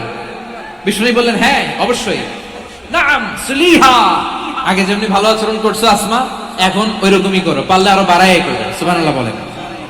তাহলে আমার যে হিন্দু ভাইরা, হিন্দু বোনেরা, ইমানের বদৌলতে দৌলতে আপনি ধন্য হয়েছেন, আপনার আম্মা আব্বা এখনো মুসলমান হয় নাই, তাদের জন্য দোয়া করেন, তাদের জন্য দোয়া করেন, আল্লাহ যেন তাদেরকেও ইমানের দৌলত দান করেন। আমরা সবাই পড়ি আমিন, আরো জোরে পড়েন আমিন। এখন বলেন ইসলাম কি ন্যারো মাইন্ডেড রিলিজিয়ন না ব্রড মাইন্ডেড? লালমনিরহাটের যুবক ভাইরা আওয়াজ করো, ইসলাম কি ন্যারো মাইন্ডেড না ব্রড মাইন্ডেড? কতটা ব্রড মাইন্ডেড দেখেন। বিশ্বনবী সাল্লাল্লাহু আলাইহি সাল্লাম অমুসলিমরা যদি নবীকে উপহার দিত, ওই উপহারও বিশ্বনবী গ্রহণ করতেন। সুবহানাল্লাহ পড়েন। আপনার অমুসলিম বন্ধু যদি উপহার দেয় সেটাও আপনি নিতে পারবেন, যেটা নেওয়া যায়। কিন্তু আপনার বন্ধু যদি আপনার মদের বোতল দেয়, নিতে পারবেন? হ্যাঁ, মদের বোতল দিলে পারবেন না। আপনার বন্ধু যদি আপনার পর্ক দেয়, পর্ক, শুকরের গোশত মিশ্রিত কোনো খাবার, ওটা নিতে পারবেন না। হালাল যে কোনো জিনিস নিতে পারবেন। বিশ্বনবী সাল্লাল্লাহু আলাইহি ওয়াসাল্লাম অমুসলিমদের দেয়া হাদিয়া গ্রহণ করতেন। কেমন নবী ছিলেন? আমার নবীরে চিনে নেন, আমার নবীর অ্যাটিটিউড জেনে নেন। বিশ্বনবী সাল্লাল্লাহু আলাইহি ওয়াসাল্লাম যখন কোন জনপদে যেতেন, 3টা অপশন নিয়ে যেতেন। প্রিয় ভাইয়ের, আওয়াজ করে বলতে হবে, কোন জনপদে গেলে আমার নবীর অপশন থাকতো কয়টা? আমার মতো 3 আঙ্গুল উঁচু করে দেখান আর বলুন, আমার নবী কোন জনপদে গেলে কয়টা অপশন নিয়ে যেতেন? 1 নাম্বার অপশন আসলিম তাসলাম। নতুন এলাকায় গেলে বলতেন আসলিম তাসলাম, ইসলাম ধর্ম গ্রহণ করো, শান্তিতে থাকবা, আমার ভাই হয়ে যাবে, আমরা ভাই ভাই। ইসলাম মানো, আমরা ভাই ভাই। অপশন নাম্বার কত? 1। যদি বলে না ইসলাম মানবো না, ওকে, অপশন নাম্বার 2, মুসলিম হওয়ার দরকার নাই, লা ইকরাহা ফিদ্দিন, ইসলামে কোনো বাড়াবাড়ি নাই। খ্রিস্টান আছো থাকো, বৌদ্ধ আছো থাকো, ইহুদি থাকতে চাও থাকো, কিন্তু আমরা যেহেতু রিজিওনাল সুপার পাওয়ার, আমাদের আন্ডারে থাকো, ট্যাক্স দিয়ে থাকো, এটার বলে জিজিয়া। আলেম যারা আছেন বুঝবেন, এটার আরবিতে কি বলে? জিজিয়া। You pay us the tax, we will give you the security. তোমরা ট্যাক্স দিবা, আমরা সিকিউরিটি দিব, আমাদের আওতায় থাকবা, কেউ তোমাদেরকে আক্রমণ করতে পারবে না, আমরা নিরাপত্তা দিব। সুবহানাল্লাহ বলেন। এটা অপশন নাম্বার কত? আচ্ছা, বুঝে থাকলে বলেন, 1 নাম্বার অপশন কি ছিল? ইসলাম। ইসলাম মানো, শান্তিতে থাকবা, ভাই ভাই, আমরা ভাই ভাই। অপশন নাম্বার 2, ট্যাক্স দাও, আমরা নিরাপত্তা দিব, মুসলিম হওয়া লাগবে না। এখন 1 নাম্বারও মানে না, 2 নাম্বারও মানে না, মুসলিম হবো না, ভালো, খ্রিস্টান থাকো, ট্যাক্স দাও, আমরা সিকিউরিটি দিব না, এটাও মানি না। বিষ্ণু বলেন, তাহলে তলোয়ার আমাদের আর তোমাদের মাঝে ফয়সালা করবে। মুসলিমও হবে না, ট্যাক্স দিবা, নিরাপত্তা দিব, আমরা সুপার পাওয়ার, আমাদের আন্ডারে থাকবে, এটাও না। তাহলে তোমাদেরকে তো আমরা বিশ্বাস করতে পারি না, কখন না কখন বিশ্বাসঘাতকতা করো, কার সাথে মিলে হাত মিলাও, তলোয়ার আমাদের মাঝে ফয়সালা করবে। তখন তিনি জেহাদের সশস্ত্র সংগ্রামের ঘোষণা দিতেন। সুবহানাল্লাহ পড়েন। দেখেন, পশ্চিমারা জেহাদকে এইভাবে চিত্রায়িত করে না। ওরা জেহাদ বলতে বোঝায় তলোয়ার, হাত কাটো, গলা কাটো, না। জেহাদ সশস্ত্র সংগ্রাম 3 নম্বরে। অধিকাংশ ক্ষেত্রেই বিশ্বনবীর সুন্দর আচরণ দেখে, আরে আমার নবীর যে নুরানি চেহারা, অনেকে তো কেবল সিরেফ চেহারাটা দেখে কালিমা পড়ে মুসলমান হয়ে গিয়েছে। যারা মুসলিম হয় নাই, তারা তাদের ইসলামী বলবৎ ছিল, ট্যাক্স দিয়ে ইসলামের আন্ডারে ছিল। যারা এটাও মানে নাই, ওইটাও মানে নাই, তাদের বিরুদ্ধে জেহাদ। বিষ্ণু ইসলাম 7ম হিজরিতে যখন খায়বার বিজয়ের পরে ইসলাম রিজিওনাল সুপার পাওয়ার হিসেবে আত্মপ্রকাশ করলো, বিশ্বনবী চিঠি লিখলেন অন্যান্য সুপার পাওয়ারের কাছে, রাষ্ট্রীয় চিঠি লেখে এক রাষ্ট্রপ্রধান আরেক রাষ্ট্রপ্রধানের কাছে। ঠিক কিনা বলেন? জানেন না আপনারা? এই যে 24-এর ছাত্র নাগরিক অভ্যুত্থানে, এই অভ্যুত্থান যখন শুরু হয়, আমি তখন সাউথ আফ্রিকাতে, একটা স্ট্যাটাস দিয়েছিলাম, কোটা নয়, গোটা দেশ সংস্কার করা লাগবে।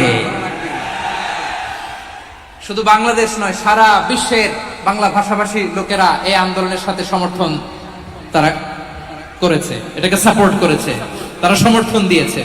আমাদের ইউনাইটেড আরব আমিরাতের বাংলাদেশি ভাইরা, তারা সেখানে রাস্তায় নেমে এসেছিল, জানেন? ওইখানে ডেমনস্ট্রেশন করা যায় না, সেখানকার সরকার তাদেরকে যাবজ্জীবন দিয়েছিল। তখন আমাদের এই যে প্রধান উপদেষ্টা ডক্টর মোহাম্মদ ইউনূস সরাসরি G2G বলে, এটারে G2G, government to government, G2G, উনি চিঠি লিখলেন যে তাদেরকে, ইউর হাইনেস, হে সম্মানিত আমির, আপনি আমার এই চিঠির কারণে আমার সম্মানে এই 53 জন বাংলাদেশিকে মাফ করে দেন। এই চিঠির বদৌলতে বেকসুর খালাস পেয়ে গিয়েছিল আমাদের ভাইরা। জানেন না এই ঘটনা আপনারা? তাহলে গভর্নমেন্ট টু গভর্নমেন্ট চিঠি দেওয়া হয়। 7ম হিজরিতে বিষ্ণু ইসলাম সব সুপার পাওয়ারের কাছে চিঠি দিলেন, রোমান সম্রাটের কাছে, পারস্য অধিপতির কাছে, মিশরের অধিপতির কাছে, সবার কাছে চিঠি লিখলেন। চিঠির ভাষা ছিল এরকম, মিন মুহাম্মাদিন রাসূলিল্লাহ ইলা মুকাওকিস আযীমিল কিবত, মুহাম্মদ রাসূলুল্লাহর পক্ষ থেকে মিশরের বাদশার কাছে, আসলিম তাসলাম, ইসলাম মানো, শান্তিতে থাকবা, সালামুন আলা মান ইত্তাবাআল হুদা, শান্তি তার জন্য যে হেদায়েতের অনুসরণ করে। সুবহানাল্লাহ পড়েন। তো এই চিঠি অনেকে ভালোভাবে রিসিভ করেছে, অনেকে এই চিঠি পাওয়ার পরে নবীর কাছে আবার ইন রিটার্ন উপহার পাঠিয়েছে। কি পাঠিয়েছে? উপহার। মিশরের বাদশাহ মুকাউকিস তিনি বিশ্বনবীকে বিশাল এক উপহারের ডালি পাঠিয়েছেন। মিশরের বাদশাহ মুকাউকিস ছিলেন ধর্মে খ্রিস্টান। লালমনিরহাটের ভাইয়েরা আওয়াজ করে বলেন, মিশরের বাদশাহ ধর্মে কি ছিল? খ্রিস্টান। কি উপহার দিয়েছিল আমার নবীকে? শুনতে মনে চায়? আওয়াজ নাই লালমনিরহাটের গলায়, শুনতে মনে যায়? 1000 স্বর্ণ মুদ্রা, 1000 স্বর্ণ মুদ্রা। দুইটা খ্রিস্টান দাসী, একজনের নাম মারিয়া বিনতে শামউন আল কিবতিয়া, আরেকজনের নাম সিরিন বিনতে শামউন আল কিবতিয়া। একজন খ্রিস্টান দাস 20 থান কাপড় জামা বানানোর জন্য, আমরা নবী যেন সেলাই করে জামা বানাতে পারে এজন্য 20 থান কাপড়, 20 থান ফাইন গার্মেন্ট। সুবহানাল্লাহ পড়বেন না? এরপরে একটা গাধা যেটার নাম ছিল উফাইর, আর একটা খচ্চর এটার নাম ছিল দুলদুল। খচ্চর চিনেন? গাধা আর ঘোড়ার ক্রসিং এ যে প্রাণীটা দুনিয়াতে আসে এটার খচ্চর বলে। তো এই যে সুপার পাওয়ার খ্রিস্টান বাদশার কাছে নবী চিঠি লিখলেন, ওই খ্রিস্টান বাদশা আমার নবীকে উপহার দিল। বিশ্বনবী এই উপহারগুলো সানন্দে গ্রহণ করেছে। সুবহানাল্লাহ পড়বেন না? তাহলে অমুসলিম কেউ যদি আপনাকে উপহার দেয়, হালাল উপহার হলে আপনি গ্রহণ করতে পারবেন।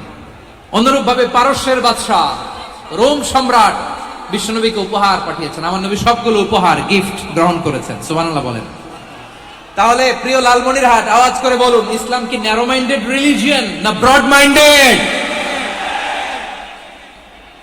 আম্মাজান আয়েশার কাছে মাসালা জানতে চায় মেয়েরা, হে আম্মাজান, অগ্নি উপাসকেরা তাদের ঈদের দিন নওরোজের সময় আমাদেরকে পাখি দেয়, নেওয়া যাবে? উনি বললেন, ওরা জবাই করে দিলে নেওয়া যাবে না, কিন্তু ওরা যদি ফল মূল এরকম খাবার দেয় এগুলো নেওয়া যাবে। তার মানে অমুসলিমদের দেয়া উপহার এটা গ্রহণ করা যায়। সুবহানাল্লাহ বলেন। শুধু তাই নয়, বিষ্ণু ঈসা ইসলাম অমুসলিমদের সাথে আর্থিক লেনদেনও করেছেন, ফিনান্সিয়াল ডিলিং করেছেন। অমুসলিমদের সাথে প্রয়োজনে আপনি ফিনান্সিয়াল ডিলিং করতে পারবেন। আমরা প্রায় দেখি বাজারের মিষ্টির দোকানগুলো আমার হিন্দু ভাইদের। লালমনিরহাটে মিষ্টির দোকান, দইয়ের দোকান কারা চালায়? হিন্দুরা চালায় না? তারপরে যে বারবার শপ, চুল কাটে যে নাপিত, অধিকাংশ নাপিতের দোকানে কারা? আমার হিন্দু ভাইরা। তা আপনি চুল কাটতে পারবেন কিনা? পারবেন কিনা বলেন? পারবেন। তার দোকান থেকে দই মিষ্টি কিনতে পারবেন কিনা? হ্যাঁ, আমার মুসলিম ভাইয়ের দোকান থাকলে ওইটারে আমি বেশি প্রায়োরিটি দিব, ঠিক কিনা? কিন্তু যদি তাদের সার্ভিস নিতে চান, প্রোডাক্ট নিতে চান, পারবেন। তার দলিল সহিহ বুখারী, আম্মা জান আয়েশা রাদিয়াল্লাহু তাআলা আনহা বলেন, ইশতারা রাসূলুল্লাহ সাল্লাল্লাহু আলাইহি ওয়াসাল্লাম মিন ইয়াহুদিয়িন তুআমান ওয়া রাহানাহু দিরআহু মিন হাদিদ। রাসূল সাল্লাল্লাহু আলাইহি ওয়াসাল্লাম এক ইহুদির কাছ থেকে, কার কাছ থেকে? সবাই বলে নাই কার কাছ থেকে? আমার নবী, পেয়ারা নবী এক ইহুদির কাছ থেকে জব কিনেছিল। জব, বার্লি, যেটা দিয়ে রুটি বানায়। ওই জবের দাম দেওয়ার টাকা পয়সা নবীর কাছে ছিল না। ফলে নবী ওনার একটা পোশাককে মর্গেজ রেখেছিলেন, মর্গেজ, বন্ধক, যে এখন এটার দাম দিতে পারবো না, কয়েক কেজি বার্লি নিয়ে যাই আর বন্ধক হিসেবে আমার জামাটা রেখে গেলাম, যেদিন দাম দিব ওই দিন জামাটা ছুটাই নিয়ে যাব। সুবহানাল্লাহ পড়বেন না? বাকিতে নিছিলেন, বাকিতে। দিরআহু মিন হাদিদ, লোহার তৈরি বর্ম, মানে যুদ্ধের পোশাক, লোহা দিয়ে বানানো। বিশ্বনবী বললেন, কয়েক কেজি জব দাও, টাকাটা পরে দিব, এখন টাকা নাই, বন্ধক হিসেবে, মর্গেজ হিসেবে আমার জামা রেখে গেলাম, যখন টাকা দিব জামা ছুটায় নিব। আওয়াজ করে বলতে হবে সুবহানাল্লাহ। এ থেকে বোঝা গেল অমুসলিমদের সাথে ফিনান্সিয়াল ডিলিং করা যায়, অর্থনৈতিক লেনদেন করা যায়, কেনাবেচা করা যায়, প্রোডাক্ট কেনা যায়। এমনকি আমাদের মসজিদে নববীতে বারান্দায় আপনারা একটা অটোমেটিক ফ্লাইং আমব্রেলা দেখছেন? সূর্য যখন বাড়ে মসজিদে নববীর বারান্দায় ইয়ার্ডের মধ্যে অটোমেটিক্যালি কিছু আমব্রেলা আছে, শাঁ করে খুলে যায়, আর সূর্যের তাপ লাগে না। আবার সন্ধ্যাবেলায় এই আমব্রেলা গুলো ওরা ক্লোজ করে ফেলে, দেখেন নাই না? দেখছেন? এই মসজিদে নববীকে সর্বোচ্চ উন্নত মানের কনস্ট্রাকশন ইনফ্রাস্ট্রাকচার ডেভেলপ করার জন্য কর্তৃপক্ষ কিছু অমুসলিম ইঞ্জিনিয়ারের ডিজাইনারের সহায়তা নিয়েছিল। সুবহানাল্লাহ বলেন। কোন দলিলের ভিত্তিতে? এই দলিলের ভিত্তিতে যে বিষ্ণু ঈসা ইসলাম অমুসলিমদের সাথেও লেনদেন করেছেন। আওয়াজ করে বলতে হবে আল্লাহু আকবার। শুধু তাই নয়, ইন কেস অফ ইমার্জেন্সি, প্রয়োজনে ইসলামের খাতিরে ইসলামকে সামনের দিকে এগিয়ে নিয়ে যাওয়ার জন্য অমুসলিমদের সাপোর্ট নেওয়া জায়েজ আছে। সুবহানাল্লাহ বলেন। অমুসলিমদের সাপোর্ট নেয়া, তাদের থেকে অর্থ নেয়া, পলিটিক্যাল সাপোর্ট, পলিটিক্যাল অ্যাসাইলাম নেওয়া জায়েজ আছে। আমাদের অনেক বিশ্ববরেণ্য দায়ীরা আমেরিকায় অস্থায়ীভাবে অ্যাসাইলাম নিয়ে থাকে, নিজের দেশে গেলে ফাঁসিতে ঝুলাই দিবে। যুগ যুগ ধরে দায়ীদের উপর এরকম অত্যাচার আর নির্যাতন আছে না নাই? মিশরের অনেক দায়ীরা পাশ্চাত্যে যেয়ে থাকে, এই যে তারা পলিটিক্যাল অ্যাসাইলাম নিয়ে থাকে, রাজনৈতিক আশ্রয়, এটা জায়েজ আছে না? এটা যে জায়েজ আছে তার প্রমাণ স্বয়ং বিশ্বনবী সাল্লাল্লাহু আলাইহি ওয়াসাল্লাম পলিটিক্যাল সাপোর্ট নিয়েছিলেন অমুসলিমদের কাছ থেকে। সুবহানাল্লাহ বলেন। খুব মজাদার একটা ঘটনা শুনবেন। আপনাদের আগ্রহ দেখে তো মনে হয় না শোনার ইচ্ছা আছে। আছে আছে, গলায় জোর আছে। লিল্লাহি তাকবীর, লিল্লাহি তাকবীর, নারে তাকবীর। মাশাআল্লাহ।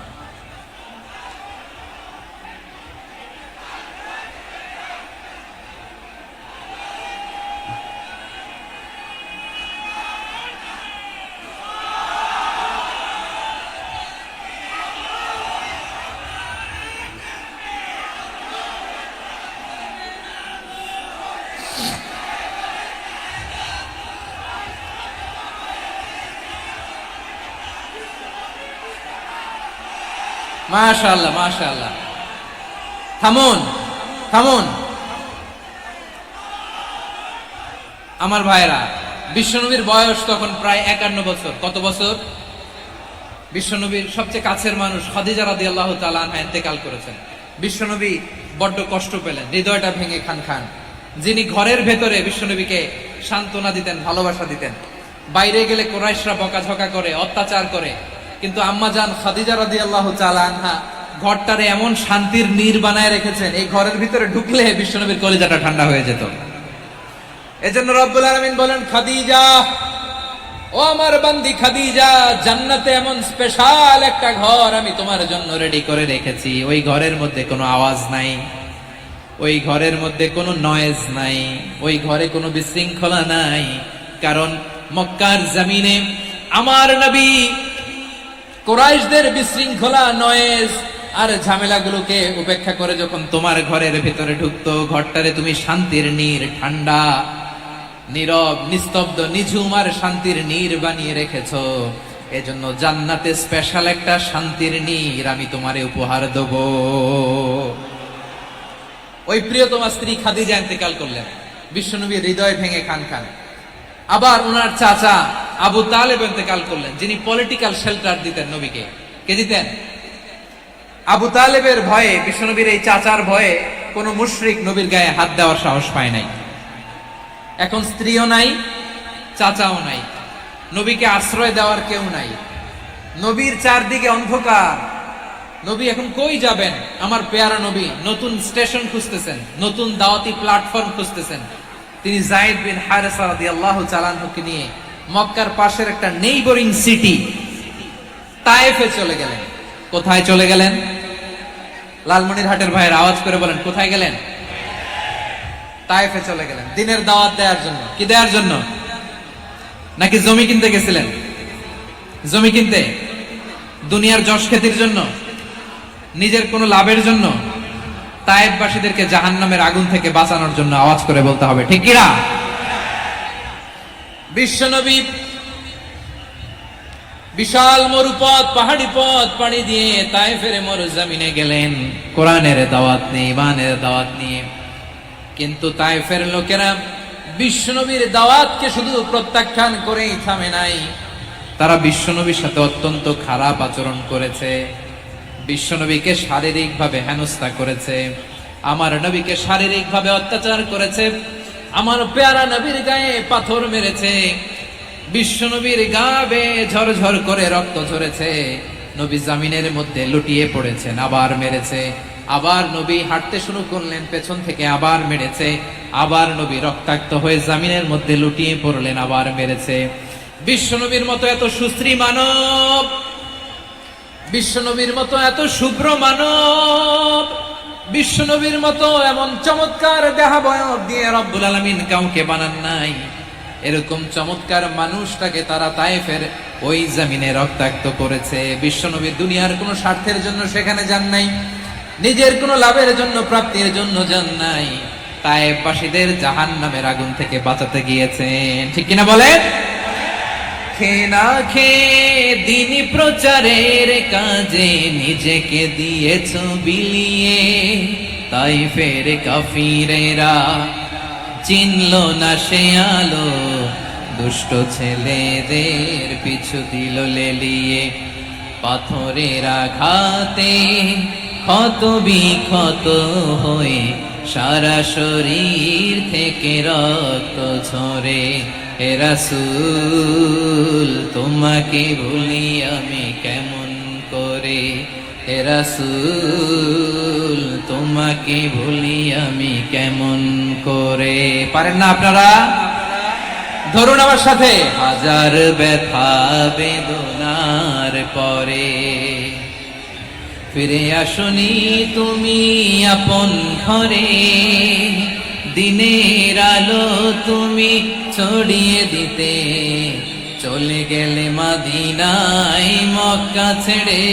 হে রাসূল তোমাকে ভুলি আমি কেমন করে, হে রাসূল তোমাকে ভুলি আমি কেমন করে। ঠিক কিনা বলে? প্রিয় ভাইরা, তায়েফের ছেলেরা নবীকে রক্তাক্ত করলো। আমার নবী কই যাবে? কই যাবে? মক্কায় জায়গা নাই, তায়েফে জায়গা নাই। তায়েফ থেকে ভারাক্রান্ত মন নিয়ে আমার নবী মক্কায় ফিরে আসলেন। বিশ্ব নবী মক্কায় ঢুকতে পারেন না। মক্কার মরুভূমির দিকে তাকিয়ে, উপত্যকার দিকে তাকিয়ে বিশ্বনবী ধা ধা করে কাঁদেন, ঝরঝর করে। নবীর চেহারা মোবারক থেকে চোখের পানিগুলো বেয়ে বেয়ে পড়ে।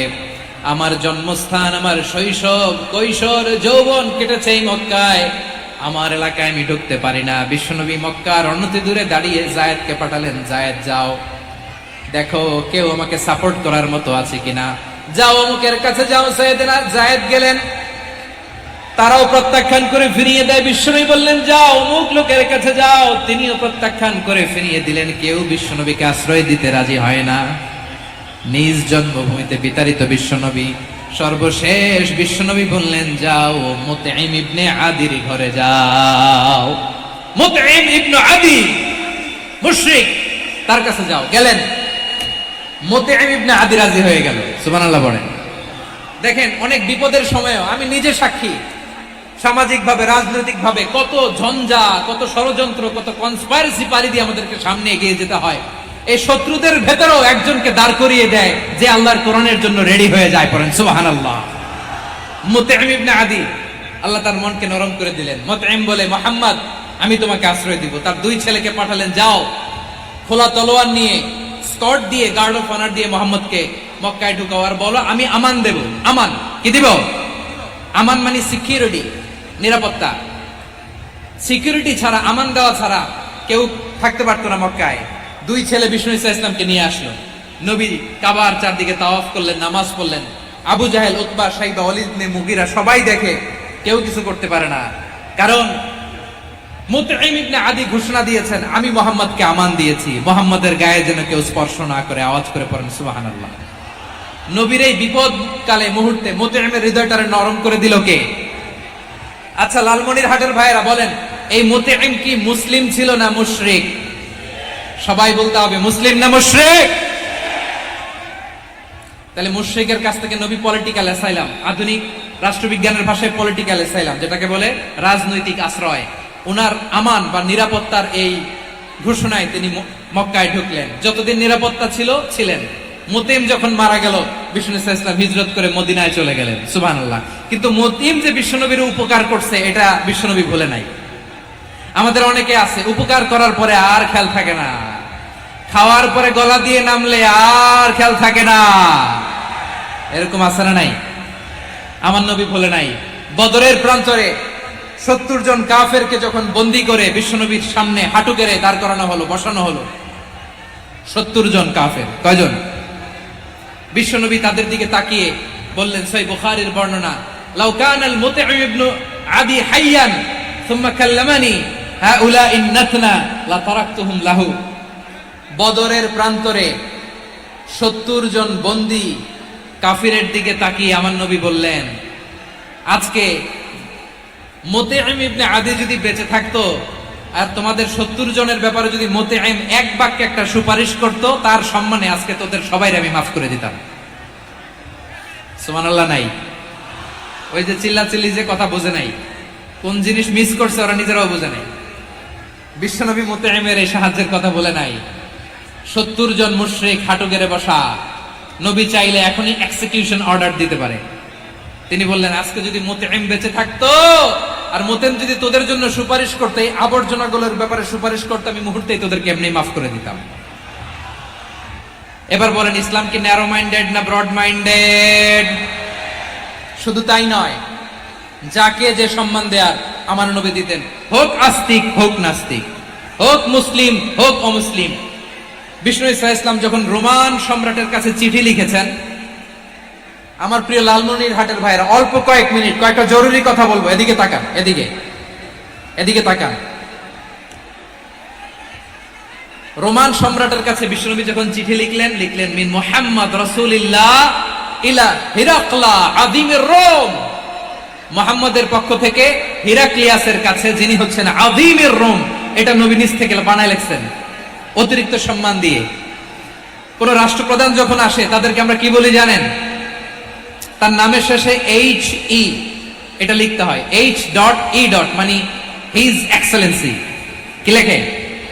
হিজ এক্সেলেন্সি অথবা ইউর হাইনেস, ইউর ম্যাজেস্টি। দেখেন, বিশ্বনবী সাল্লাল্লাহু আলাইহি ওয়াসাল্লাম সব নবীদেরও নবী। তিনি একজন মুশরিক খ্রিস্টান সম্রাট, রোমান সম্রাটের কাছে চিঠি লিখতে যায়, লিখতেছে, ইলা হিরাকলা আযীমির রোম। হিরাক্লিয়াসের কাছে আমার চিঠি, যিনি রোমের আযীম, হিজ হাইনেস, মানে রোমের অনেক সম্মানিত এক বাহাদুর। আওয়াজ করে বলেন সুবহানাল্লাহ। তার মানে যাকে যে সম্মান দেয়ার, এটা বিশ্বনবী দিতেন।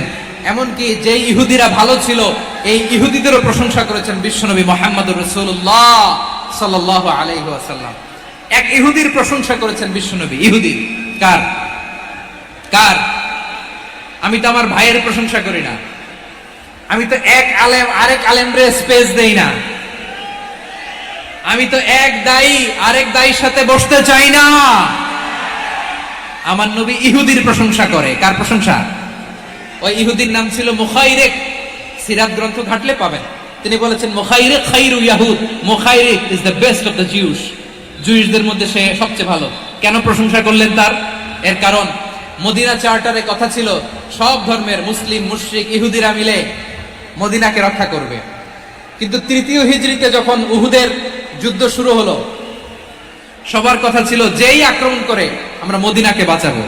কোন শহরকে বাঁচাবো? মদিনাকে। কিন্তু কুরাইশরা যখন অ্যাটাক করলো, ইহুদিরা আর আসে না, ইহুদিরা আর বেরোয় না। বিষ্ণু বললেন, ওহে ইহুদিরা, তোমরা না চুক্তি করলে আমার সাথে যে মদিনা বাঁচাতে সবাই ঝাঁপিয়ে পড়বো, আসো। একটা ইহুদিও বেরোয় না, কেউ আসে না সেদিন, একজন ছাড়া। তার নাম মুখাইরিক। তার নাম কি? মুখাইরিক বাহাদুরের মতো ঘোড়সাওয়ার হয়ে বেরিয়ে গেলেন এবং বললেন, গোটা ইহুদি সাম্রাজ্যের একজনও যদি না আসে, আমি মুখাইরিককে কেউ ঘরে আটকে রাখতে পারবে না। বেরিয়ে আসলেন, এসে বললেন, আমি মুহাম্মদের পক্ষে যুদ্ধ করব। আমি মারা গেলে আমার সম্পদ আমার উত্তরাধিকারীরা পাবে না, আমার সম্পদ তোমরা মুহাম্মদকে দিয়ে দিবা। সুবহানাল্লাহ বলেন। উহুদের ময়দানে 70 জন মুসলমান শহীদ হলো। এই ইহুদি, সেও মুসলমানের পক্ষে যুদ্ধ করে নিহত হলো। সুবহানাল্লাহ বলেন। মুসলিমদের লাশ যখন নিয়ে আসা হলো, এই মুখাইরিকের লাশও নিয়ে আসা হলো। মুসলিমদের লাশের পাশে মুখাইরিকের লাশ দেখে বিশ্বনবী মুখাইরিকের প্রতি অনেক খুশি হলেন। আর বিশ্বনবী খুশি হয়ে বললেন, মুখাইরিক খায়রু ইয়াহুদ। মুখাইরিক, যদিও তুমি ইহুদি, তারপরে তুমি সব ইহুদিদের মধ্যে সেরা ইহুদি, পড়েন সুবহানাল্লাহ। আমার নবী ইহুদিকেও সম্মান দিতে কার্পণ্য করে নাই, আওয়াজ করে বলেন আল্লাহু আকবার। প্রিয় ভাইরা, এবার সর্বশেষ আওয়াজ করে বলেন, ইসলাম কি ন্যারো মাইন্ডেড নাকি ব্রড মাইন্ডেড? সবাই বলেন ন্যারো মাইন্ডেড না ব্রড মাইন্ডেড? এজন্য অমুসলিম হইলেই তারা আমাদের শত্রু নয়। শত্রু কারা? এই লালমনিরহাটের ভাইয়েরা শোনেন, শত্রু কারা? যে সমস্ত অমুসলিম আমাদেরকে নিশ্চিহ্ন করে দিতে চায়, যে সমস্ত অমুসলিম আমাদের ভূখণ্ড থেকে আমাদেরকে তাড়িয়ে দিতে চায়, যে সমস্ত অমুসলিম আমার ধর্ম নিয়ে তুচ্ছ-তাচ্ছিল্য করে, চিল্লায় বলেন ঠিক কিনা? তারা আমাদের শত্রু। সাধারণ অমুসলিমরা আমার শত্রু নয়। এই যে হিন্দুরা থাকে এরা আমার ভাই, বৌদ্ধরা আমার ভাই, খ্রিস্টানরা আমার ভাই, ইহুদিরা আমার ভাই। তারা দিনই ভাই নয়, তারা মায়ের পেটের ভাই নয়, তারা মানবিক দিক থেকে ভাই। ও মানুষ, আমিও মানুষ। ইসলাম মানুষকে সম্মান করে, চিল্লায় বলো ঠিক কিনা? যারা আমাদের অস্তিত্বকে নিশ্চিহ্ন করতে চায়, যারা আমাদের ভূখণ্ডকে দখল করতে চায়, যারা আমাদেরকে নিয়ে মকারি করে, ফান করে, টিটকারি করে, আমার ধর্ম নিয়ে খেলা করে, তাচ্ছিল্য করে, ওদের বিরুদ্ধে আমাদের জিহাদ। সাধারণ মুসলিম আমাদের শত্রু নয়। আপনি জানেন নিউ ইয়র্কে, আমি তো নিউ ইয়র্কে ছিলাম অনেকদিন, ওখানে ফিলিস্তিনিদের পক্ষে যখন আমরা মিছিল করেছি, অনেক ইহুদি আমাদের সাথে মিছিলে দাঁড়িয়েছে। কারণ ওরাও জানে এই ভূখণ্ড ফিলিস্তিনিদের ভূখণ্ড। আওয়াজ করে বলো লালমনিরহাট ঠিক কিনা? ইসরায়েলের রাজধানী খোদ তেল আবিবে অনেক ইহুদিরা বেঞ্জামিন নেতানিয়াহু তার বিরুদ্ধে মিছিল করেছে। তো তারা কি আমাদের শত্রু? না। অনেক খ্রিস্টান আমাদের সাথে, আমাদের স্বার্থ রক্ষায় আমাদের পাশে দাঁড়িয়েছে। খেয়াল রাখবেন, হিন্দু আর হিন্দুত্ববাদ এক নয়, ইহুদি ধর্ম আর জায়নিজম এক নয়। জায়নিজমের বিরুদ্ধে আমাদের সংগ্রাম, আমাদের জিহাদ, চিল্লায় বলেন ঠিক কিনা? এই যে ফিলিস্তিনের ভাইরা, তারা তাদের স্বাধীনতা সংগ্রামের জন্য লড়াই করছে, করে যাচ্ছে, আমরা এটাকে সমর্থন জানাই, চিল্লায় বলো ঠিক কিনা? কাশ্মীরের ভাইরা স্বাধীনতার জন্য সংগ্রাম করছে, আমরা সেই সংগ্রামকে সমর্থন জানাই, আওয়াজ করে বলো ঠিক কিনা? যারাই আমাদের ইসলামকে নিশ্চিহ্ন করতে চায় তাদের বিরুদ্ধে আমাদের সংগ্রাম, আওয়াজ করে বলতে হবে ঠিক কিনা? ওই সমস্ত দুর্বৃত্তদের সাথে আমাদের কোনো সম্পর্ক নাই। আমরা যদি ঐক্যবদ্ধ থাকতে পারি, ওই দুর্বৃত্তরা চান্স পায় না। আমরা ঐক্যবদ্ধ থাকতে রাজি আছি। লালমনিরহাটের ভাইরা, আমরা ঐক্যবদ্ধ থাকলে ওই দুর্বৃত্তদের কালো হাত ভেঙে দিতে আমাদের সময় লাগবে না। তাদের কালো হাত ভেঙে দিতে রাজি আছে মুসলমান? কারা কারা রাজি? তো হাত তুলে দেখাও।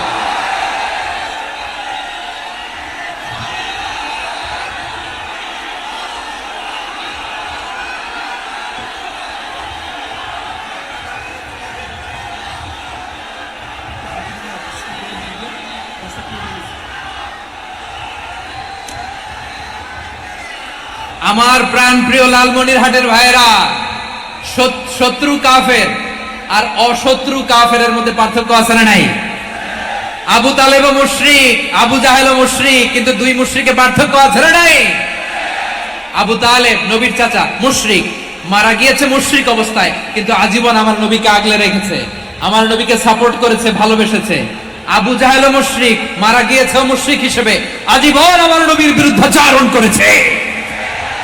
আবু জাহেলের শক্তি, সামর্থ্য, স্ট্র্যাটেজি, প্ল্যান সব আমার নবীর বিরুদ্ধে ছিল। আবু জাহেলের কারণে একটা দিন শান্তিতে আমার নবী মক্কায় ঘুমাতে পারে নাই, চিল্লায় বলেন ঠিক কিনা? এজন্য রব্বুল আলামিন বলেন, লা ইয়ানহাকুমুল্লাহু আনিল্লাযীনা লাম ইউকাতিলুকুম ফিদ-দীনি ওয়া লাম ইখরিজুকুম মিন দিয়ারিকুম আন তাবাররুহুম ওয়া তুকসিতু ইলাইহিম ইন্নাল্লাহা ইউহিব্বুল মুকসিতিন। আল্লাহ বলে, গোলামেরা শোনো শোনো, যে সমস্ত অমুসলিম তোমাদের সাথে ধর্মযুদ্ধে লিপ্ত হয় না, তোমাদের বিরুদ্ধে যে সমস্ত অমুসলিম অস্ত্র ধরে না, যে সমস্ত অমুসলিম তোমাদেরকে তোমাদের জন্মস্থান থেকে, ভূখণ্ড থেকে তাড়িয়ে দেয় না, তাদের সাথে ভালো আচরণ করতে আমি আল্লাহ নিষেধ করি নাই। তাদের সাথে সদাচরণে কোনো নিষেধাজ্ঞা নাই, বরং তাদের সাথে সদাচরণ করো, এটাই আমি আল্লাহ চাই। তাহলে আমার যে অমুসলিমরা আমাদের সাথে শত্রুতা করে না, তুচ্ছতাচ্ছিল্য করে না, আমাদের ভূমি থেকে আমাদেরকে উচ্ছেদ করতে চায় না, আমাদের বিরুদ্ধে অস্ত্র ধরে না, ওই অমুসলিম ভাইদের সাথে আমাদের কোনো দ্বন্দ্ব আছে? কোনো বিরোধ আছে? বরং আছে ভালোবাসা। বরং আছে কি? এই ভালোবাসা দিয়ে আমরা বিশ্ব জয় করব। রাজি আছে মুসলমান? আমাদের পুঁজি ভালোবাসা। আমাদের পুঁজি কি? এবার আওয়াজ করে বলেন আমার এই পুরো আলোচনা থেকে, the religious coexistence, peaceful coexistence, শান্তিপূর্ণ সহাবস্থান, কমিউনাল হারমোনি, এই সাম্প্রদায়িক সম্প্রীতি, এই আলোচনা থেকে কি বুঝলেন? ইসলাম কি ন্যারো মাইন্ডেড না ব্রড মাইন্ডেড?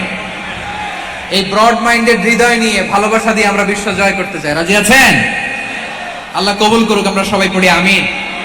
লালমনিরহাটের জেলা স্টেডিয়ামে আমার প্রিয় মায়েরা বোনেরা, আপনাদের জন্য একটা হাদিস বলে শেষ করব। বিশ্বনবী বলেন, আমার মায়েরা খেয়াল করে শুনুন, বিশ্বনবী আপনাদের উদ্দেশ্য করে বলেন, আল মারআতু ইযা সাল্লাত খামসাহা ওয়া সামাত শাহরাহা হাফিজাত ফুরুজাহা আতাআত বা'লাহা ফালতাদখুল মিন আইয়ি আবওয়াবিল জান্নাতি শাআত। বিশ্বনবী বলেন, ও রমণীরা, ও নারীরা, যে সমস্ত নারী এই চারটা কাজ করবে, এই চারটা কাজের গ্যারান্টি দিবে, তাদেরকে জান্নাতের 8টা দরজার গ্যারান্টি দেয়া হবে। কি চারটা কাজ? 1 নাম্বার, আল মারআতু ইযা সাল্লাত খামসাহা, যে নারী 5 ওয়াক্ত নামাজ পড়ে। কি করে?